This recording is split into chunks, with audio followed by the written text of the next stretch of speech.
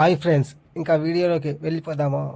ఇది హైదరాబాద్ నుంచి అనంతపురానికి ట్రైన్లో వెళ్తున్నాము. టికెట్ దొరకగా జనరల్ బోగీలో ఎక్కాను. జనరల్ బోగీలో ఎలా ఉందో ఒక్కసారి చూడండి. కాళ్ళు పెట్టినా కూడా మళ్ళీ కాలు తీసేలా లేదు. అంటే ఇసుక రాలినంత జనం ఉన్నారంటారు, అలాగా ఉంది లోపల పరిస్థితి. సో మాకైతే సీటు దొరకలేదు, నిలబడే కూడా తిని ప్లేస్ లేదు. ఇక్కడ పైన బ్యాగులు పెడతారు, అక్కడ వెళ్ళి ఇరుక్కున్నాను. సో ఎలా ఉందో చూడండి ఒక్కసారి జనరల్ బోగి.